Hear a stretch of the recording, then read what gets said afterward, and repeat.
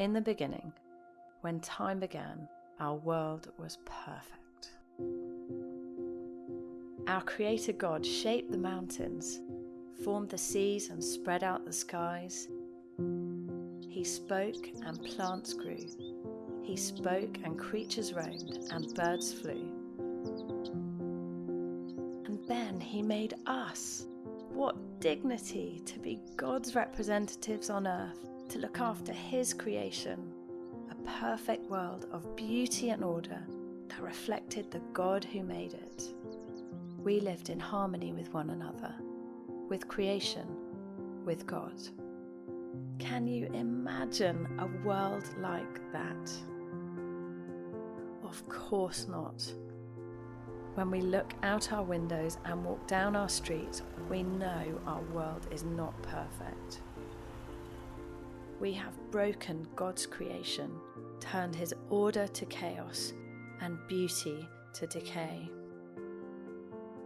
The sin in our hearts has spilled out and stained our relationships with God, with people, with the world. We've thrown away our responsibility to look after God's creation. Instead, we take and we waste, without a moment to measure our impact on God's world and God's people. But God didn't throw away His creation and start again. He came down to His world, walked through the mess we've made of it. He didn't take, He gave. He died for a selfish, greedy people who didn't think they needed saving. And He spoke of a perfect world, made whole and new again. A new eternal earth secured by His triumph over sin and decay and death. But what about now?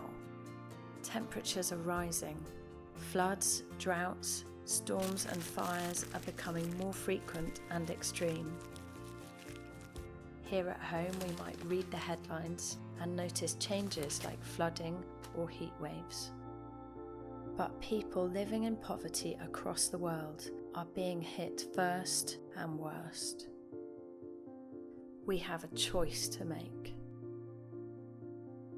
We can choose to look after, value and protect God's creation. We can choose to take a lead in living responsibly and lovingly towards God's people, near and far. We can choose to respond to the climate emergency now, instead of continuing to push people further into poverty and our world further into chaos. And we can choose to let the love God has shown us overflow to others as we share our hope of the new heavens and new earth, God's promised and forever perfect world.